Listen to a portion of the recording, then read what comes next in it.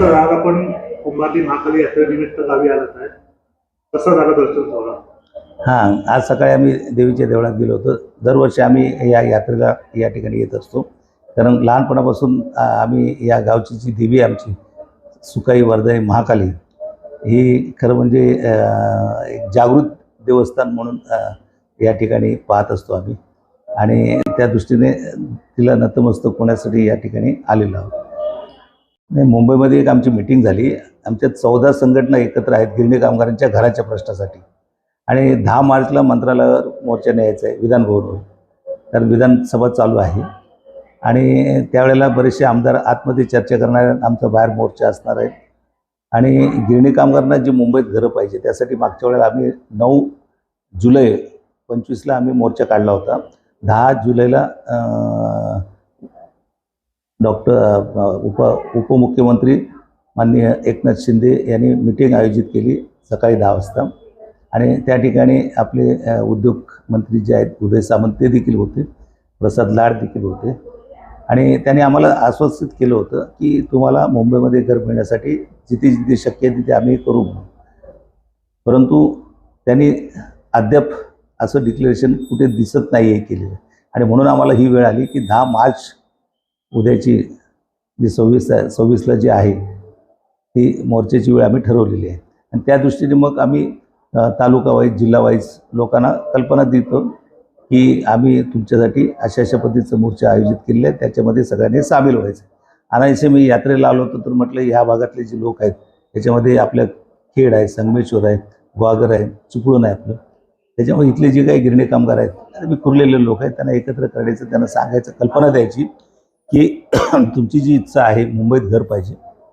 आणि मुंबईत घर म्हणजे तो आमचा हक्क आहे असं आम्ही समजतो. त्याचं कारण असं आहे या गिरण्या ज्या आहेत त्या सुरुवातीपासून मुंबईमध्ये मुंबईच्या विकासामध्ये आणि महाराष्ट्राचं महाराष्ट्र ज्यावेळेला स्वतंत्र होणार त्यावेळेला अनेक हुतात्मे जे आहेत त्याच्यामध्ये गिरणी कामगार मोठ्या प्रमाणात आहेत. आणि देशाचे सुद्धा स्वातंत्र्यासाठी लढलेले गिरणी कामगार आहेत. कारण मुळात हे गिरणी कामगार हे वास्तव करणारे होते मुंबईमध्ये, मुंबईची संस्कृती जपणारे होते. त्याच्यामुळं या गिरणी कामगारांना देखील आता गिरण्या बंद झाल्यानंतर त्यांना मुंबईतच घरं मिळाली पाहिजे हा आमचा हक्क आहे. गिरणी कामगारांसाठी शासनाने वांगणी आणि शेलू इथे जागा सुचवली होती, त्याबद्दल काय म्हणतात? नाही, शासनाने काय फक्त त्यांचं एक कर्तव्य म्हणून ते केलं होतं की सेलू आणि वांगणीला. खरं म्हणजे तिकडे कुठल्याही प्रकारचा तसा विकास नाही आहे, येण्या जाण्याचा मार्ग नाही आहे, ट्रान्सपोर्टेशन ज्याला म्हणतो ते नाही आहे, कुठल्या सुविधा नाही आहेत. आणि कुठलेही उद्या जर त्यांची मुलं कुठेतरी कामाला जातील असं पण जवळपास कुठेच साधन नाही आहे तसं. त्याच्यामुळं वांगणी सेलूला बघून आले लोक, तिकडे प्रत्यक्ष जाऊन आले, तर सगळ्याच लोकांनी नकारात्मक भूमिका घेतली. आणि म्हणून आम्हाला त्यांच्यासाठी लढावं लागलं हे करण्यासाठी. आणि म्हणून आम्ही लढतोय ते. त्याच्यामुळे वांगणी सेलू कामगारांचं असं म्हणाय नको, वांगणी सेलू आम्हाला मुंबईतच घर पाहिजे अशी भूमिका कामगारांची असल्यामुळं आम्ही त्यांचं नेतृत्व करतोय. ते आम्हाला ते त्यांच्यासाठी लढावं लागेल. कारण आम्ही त्यांना आश्वासन दिलेलं आहे की मुंबईमध्ये आपल्याला घर मिळावं. शासनाने हे जे काही पर्याय सांगितलं होतं ते आम्हाला मान्य नाही आहे. आपल्या संघातर्फे मुंबईमध्ये कुठं शासनाला जागा सुचवण्यात आली आहे का? हो, आम्ही त्यावेळेला त्यांना सांगितलं. म्हणजे ज्यावेळेला आम्ही 9 जुलैला ज्यावेळेला मोर्चा काढला होता आणि त्याच वेळेला 10 जुलैच्या बैठकीमध्ये या सगळ्या गोष्टी त्यांना निवेदन दिलेलं आहे. आणि आम्ही स्पष्ट सांगितलेलं आहे की आम्हाला मुंबईमध्ये ह्या ठिकाणी तुम्ही देऊ शकता. माननीय एकनाथरावजी शिंदेनी ज्यावेळेला मीटिंग आमची बोलावली होती त्यावेळेला आम्ही हेच सांगितलं की साहेब मुंबईमध्ये अनेक जागा आहेत त्या आम्ही सुचवल्या. जसं रिपेरिंग बोर्ड आहे, SRA आहे, त्याच्यानंतर खारलँड आहे, धारावी जी तुम्ही अडाणीच्या घशात घालताय तिथे सुद्धा अधिक घरं होऊ शकतात. आणि आम्ही सांगितलं तुम्ही एक FSI वाढवून दिला, आता गिरणी कामगारांची जी घरं आहेत तिथे सुद्धा एक FSI वाढवून दिला तरी देखील अधिक गिरणी कामगार त्या ठिकाणी सामावून घेऊ शकतात. शिवाय जे ज्याला रिपेरिंग बोर्ड म्हणजे संक्रमण शिबिरासाठी राखीव ठेवलेले आहेत गिरणी कामगारांच्याच बिल्डिंगमध्ये अनेक संक्रमण शिबिरातले लोक येऊन राहतात. आता संक्रमण शिबिराची मुंबईमध्ये तशी आवश्यकता नाही आहे. कारण बहुतेक ठिकाणी SRAचे डेव्हलपमेंट झालेले आहे, बहुतेक ठिकाणी चाळी मोठमोठ्या हे झालेले डेव्हलप झालेले आहेत, 40 माळ्याचे बिल्डिंग त्या ठिकाणी झालेले आहेत. त्याच्यामुळं अनेक जर FSI एक वाढवला तर त्या ठिकाणी सुद्धा मोठ्या प्रमाणात घडतं. शिवाय आणखी एक महत्त्वाचा मुद्दा असा आहे की महाराष्ट्र हाऊसिंग बोर्डने मुंबईमध्ये 56 ठिकाणी वसाहती बसवलेल्या आहेत, 56 ठिकाणी. आणि त्या वसाहतीमध्ये रिपेरिंग बोर्ड पण आहे आणि त्यांनी स्वतंत्र चाळी बांधलेली बिल्डिंग बांधली त्यावेळेला. म्हणजे जवळजवळ 40, 45, 50 वर्षापूर्वी. ते आता पुन्हा रिडेव्हलप होते. रिडेव्हलप होतात तिथे सुद्धा 30-30 माळे 40-40 माळ्याच्या बिल्डिंग होत आहेत. तर त्या ठिकाणी सुद्धा FSI वाढवला तर 56 वसाहती ज्या आहेत त्या ठिकाणी सहज गिरणी कामगार त्या ठिकाणी राहू शकतात. शिवाय महापालिकेचे काही जागा आहेत, जसं सेंच्युरी बिलमध्ये आता 6 एकर जागा महापालिकेला मिळाली. आमच्या 2 आणि 3 NTCच्या ज्या गिरण्या आहेत त्या ठिकाणी म्युझियम बांधतात. तिथे 23 एकर जमीन आहे, त्यातली 5 एकर म्युझियमला जाणार आहे. उरलेली जमीन जी आहे त्या ठिकाणी कामगारांसाठी घरं होऊ शकतात. NTCच्या काही मिल आहेत ज्या मोकळ्या आहेत, ज्या सरकारने चालवायला घेतल्या होत्या, परंतु आता कोविडपासून ते बंदच ठेवलेले आहेत. तर अशा ज्या गिरण्या आहेत ज्या डेव्हलप अगोदर पूर्वी झालेल्या नाही तशाच ठेवलेल्या आहेत. तर ती जागा जी आहे ती सरकारी केंद्र सरकारची आहे. केंद्र सरकारने ह्या पूर्वीच्या मालकांकडून घेतल्या होत्या ताब्यामध्ये, कारण ते डबघायला आले होते म्हणून, आणि ताब्या घेतल्यानंतर रोजगार देण्यासाठी म्हणून चालू केलं, परंतु सरकार चालवत नाही. आणि मग ती संपूर्ण जागा जी ती गिरणी कामगारांच्या घरासाठी मिळाली पाहिजे असंही आम्ही त्या ठिकाणी सांगितलं. महाराष्ट्रामध्ये महायुतीचे सरकार आहे, त्या सरकारबद्दल आपण समाधानी आहात? तर महाराष्ट्र सरकारमध्ये काय माहिती आहे, जे नेते आहेत, मुख्यमंत्री फडणवीस साहेब आहेत, खरं म्हणजे यांच्याकडे आम्ही गेली 20 वर्ष सतत सातत्याने भांडतोय. म्हणजे 20 वर्ष ते नव्हते, अगोदरचे होते, त्यांनी काही घरं बांधली. पृथ्वीराज चव्हाण असताना सुद्धा काही घरांचं वाटप झालेलं आहे. परंतु फडणवीस साहेबांजवळ आम्ही बरेच वेळेला गेल्यानंतर फडणवीस साहेबांनी त्या गोष्टीकडे लक्ष दिलं नाही आहे. आता खरं म्हणजे पुन्हा फडणवीस साहेब सत्तेवर आल्यानंतर जे 2014पासून एकही घर गिरणी कामगारांसाठी बांधलेलं नाही. MMRDBमध्ये जी घरं बांधली ती त्यावेळेच्या सरकारने बांधली पूर्वीची. ह्या सरकारने काही केलेलं नाही. म्हणून आमचं सरकारला विनंती आहे की तुम्ही काहीतरी करा, लवकर घरं द्या.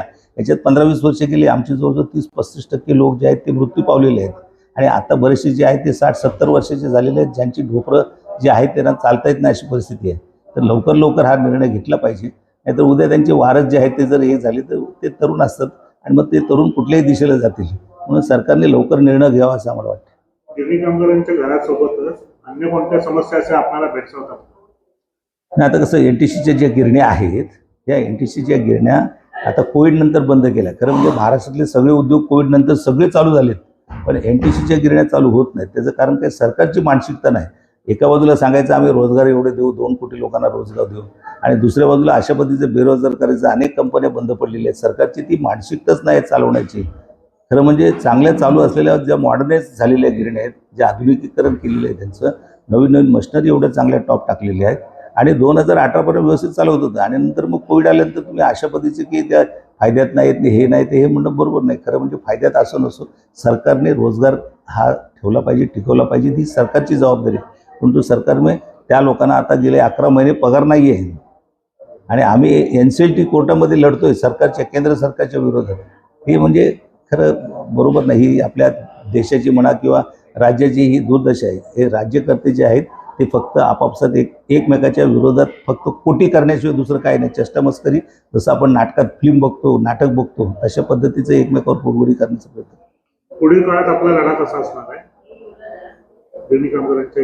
निश्चितच आहे. आता आम्ही जे 10 मार्चला मोर्चा काढतोय, जर सरकारने आमचं ऐकलं नाही, मुंबईत घराचा जर विचार केला नाही, तर गिरणी कामगार कोणतेही निर्णय घेऊ शकतात. उपोषणाचा मार्ग घेतील, आत्महत्याचा हे करतील, जसं शेतकरी आत्महत्या करतात, आणि किंवा काहीतरी वेगळ्या दिशेला जातील असं आम्हाला वाटते. म्हणून सरकारने वेळीच त्याच्यावर उपाय केला पाहिजे. आपण सांगितलं 10 मार्चला मोर्चा आहे, त्या मोर्चाचं स्वरूप कसं असणार आहे सांगा? मोर्चा स्वरूप असं आहे की काय होते, आता मोर्चा रस्त्याने लोकांना, पब्लिकला आपल्याला त्रास द्यायचा नाही म्हणून आम्ही डायरेक्ट आझाद मैदानालाच तिकडे जमायचं ठरवलेलं आहे. विधानसभेवर मोर्चा याचा अर्थ आम्हाला पुढे जाऊच देत नाहीत, ते आझाद मैदानालाच अडवतात तिथे, आणि मग ते CST स्टेशनला थांबवतात. मग आम्ही आझाद मैदानमध्ये जातो आणि सरकारच्या विरोधात जे आम्हाला निवेदन द्यायचे आहेत ती सगळी निवेदनपर्यंत जातात किंवा आमचं शिष्टमंडळ त्यांना भेटतं सरकारला आणि आमची बाजू सांगत असतो.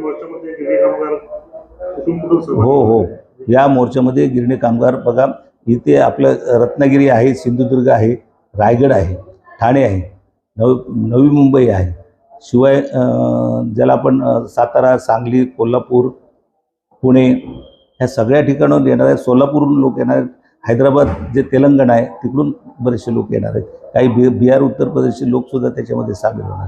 पण मोठ्या प्रमाणात जे आहे ते कोल्हापूर, सांगली, सातारा आणि रत्नागिरी, सिंधुदुर्ग, रायगड या ठिकाणी मोठ्या प्रमाणात लोक येणार आहेत. त्यामुळे आपण या निमित्त सरकारला काय सुचवू इच्छिता? सरकारने मानसिकता बदलली पाहिजे. तुम्ही जर झोपडपट्टीत राहणाऱ्यांना तुम्ही SRA मध्ये सामावून घेताय आणि त्यांना फुकट 300चं घर देताय, फुकट देतात. आम्हाला फुकट नको, आम्ही कन्स्ट्रक्शन कॉस्ट द्यायला तयार आहोत. त्याच्यामुळे जर तुम्ही ते करताय, इव्हन म्हाडाची जी जनरल लॉटरी निघते, आता जनरल लॉटरी कोणासाठी आहे? गिरणी कामगार सुद्धा हे आता जनरलच झालेले आहेत ना. तर तुम्ही खरं म्हणजे ज्या म्हाडाच्या आता लॉटऱ्या काढताय त्याच्यात सुद्धा तुम्ही ती गिरणी कामगारांना देऊ शकता ना. आज जर नाही म्हटलं तरी 5,000ची लॉटरी निघते, कुठे उद्या 30,000ची लॉटरी निघेल, तर त्याच्यामध्ये घ्या ना सामावून. कशासाठी हे करताय तुम्ही? नाहीतरी तुम्ही इकडे सुद्धा बांधताना तुम्हीच बांधणार, म्हाडाच बांधणार आहे. मग ते रिपेअर बोर्ड असो, SRA असो, नाहीतर आणखी त्यांची वसाहत असो, ह्या सगळ्या ठिकाणी जर तुम्ही बांधून हे करत असाल तर आता बांधलेली घरं जी तुम्ही लॉटरी काढताय ती मग जनरल पब्लिकसाठी कसं? आता जनरल पब्लिक आहेच नाही. तुम्ही खरं जनरल पब्लिकमध्ये कोणाला दिले पाहिजे? सर्वसामान्य लोकांसाठी म्हाडा तयार झालेलं आहे महाराष्ट्र हाऊसिंग. मग तुम्ही देताय कोणाला ती गरज? जर त्याचा तपास केला तुम्ही तर बऱ्याचशा ठिकाणी आपल्याला असं दिसून येईल की तिथे मोठमोठे श्रीमंत लोक राहतात.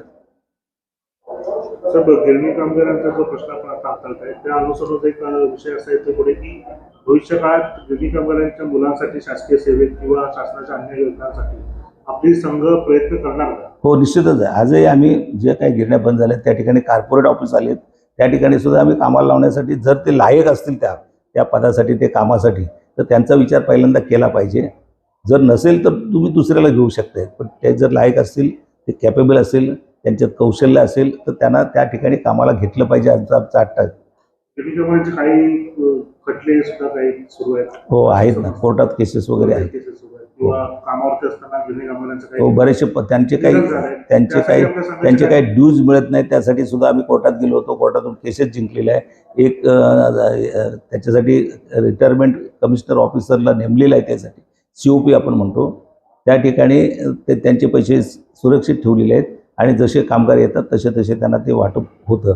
कारण काय, 82ला संप झाला, त्याच्यामध्ये 1,00,000 लोकांना कंपन्याने कामावर घेतलेलं नाही आणि त्या लोकांना काहीच मिळालेलं नव्हतं. तर त्या लोकांना त्यांची रक्कम, निदान काम केल्याचं भले 10 रुपये असतील, 1000 असतील, 10,000 असतील, ते मिळाले पाहिजेत. हा उद्देश आम्ही आहे, तो आम्ही साध्य करतो.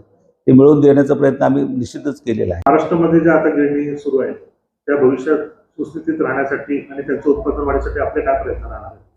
नाही, आमचे प्रयत्न चालू आहेत. आम्ही नुसतं मुंबईसाठी आम्ही कोर्टात गेलो हे जरी असलं तरी महाराष्ट्रातील गिरण्या किंवा देशातील 23 गिरण्या चालू होत्या, त्या कोविडपासून बंद आहेत.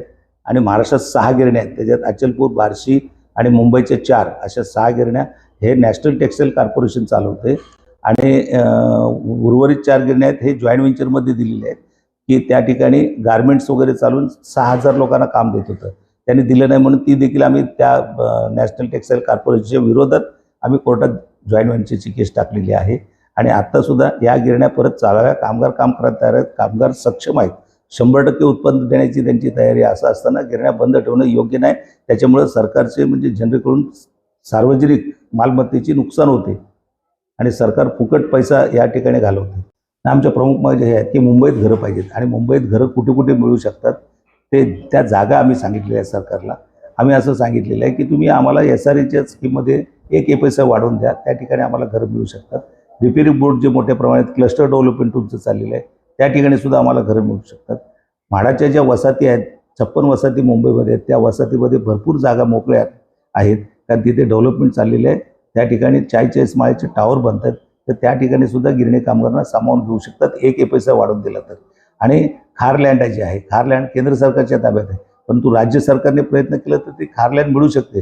जर खारलँड प्रायव्हेट उद्योगपतींना मिळते, अडाणी अंबानीला मिळत असेल तर मग ह्या कामगारांसाठी का मिळू नये हा प्रश्न आमचा आहे. की त्यांना तुम्ही एका रात्रीत त्यांचे सगळे हे पासून त्यांना काय परमिशन लागतात ते सगळे मिळतात आणि सर्वसामान्य जे नागरिक किंवा कामगार आहेत त्यांना मात्र तुम्ही 20-20 वर्ष रखडून ठेवता, ही गोष्ट बरोबर नाही. हा एक त्यातला भाग आहे.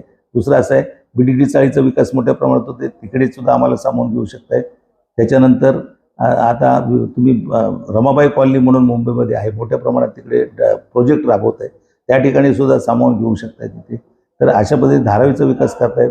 धारावीचा विकास करतात ते अडाणी घेत असेल तर मग गिरणी कामगार तिथे घरं मिळाली पाहिजेत, हा आमचा प्रश्न आहे. NTCच्या गिरण्या म्हणजे नॅशनल टेक्सटाईल कॉर्पोरेशन केंद्र सरकारच्या अखत्यारीत आहे. तिथे जागा मोकळ्या पडलेल्या, जवळजवळ 100 एकर जमीन नॅशनल टेक्सटाईल कॉर्पोरेशनचे आणि त्याचा काही उपयोग होत नाही. तो हा पैसा विकून सरकारकडे जमा होणार आहे. सरकारने गिरणी कामगारांसाठी त्या जर मिल ताब्यात घेतल्या असतील तर त्या गिरणी कामगारांच्या घरासाठी वापरावेत असं आमचं म्हणणं आहे. आपला लढा किती वर्ष सुरू आहे? आता जवळजवळ आम्ही 20 वर्ष लढतोय यासाठी. अजून आत्ता सरकारची मानसिकता म्हणजे आत्ता जे सरकार आहे त्यांनी नवीन बांधकाम गिरणी कामगारांसाठी करावं, परंतु केलेलं नाही. ते सांगतायत MMRDचं, पण त्याची लॉटरी काढलेली नाही त्यांनी त्यावेळेला. आणि म्हणून कामगार चिडलेले आहेत की कामगारांना किती तुम्ही थकवणार, त्यांना काहीतरी तुम्ही ठोस असं कालावधी दिला पाहिजे की एवढ्या कालावधीमध्ये आम्ही तुम्हाला 2 वर्षात, 1 वर्षात किंवा 3 वर्षात ही घरं सगळी देतो आम्ही तुम्हाला, आणि मुंबईला ह्याच्यामध्ये आम्ही तुमचं हे करतो, अशा पद्धतीची काहीतरी ती वल्गना केली पाहिजे. परंतु अद्याप त्यांनी काय केलेलं नाही. म्हणून ही वेळ आमच्यावर आलेली आहे की 10 मार्चला आम्ही विधानसभेवर मोर्चा काढणार आहोत. 10 मार्चला साहेब जो मोर्चा आहे त्यामध्ये फक्त गिरणी कामगार सहभागी होतील की त्यांचं कुटुंब पण? नाही, आता तरी आम्ही गिरणी कामगारांना सांगितलं आणि त्यांच्या वारसाला म्हटलं तर कुटुंब आलं, गिरणी कामगारांनी त्यांचे वारस असं म्हटलं आहे.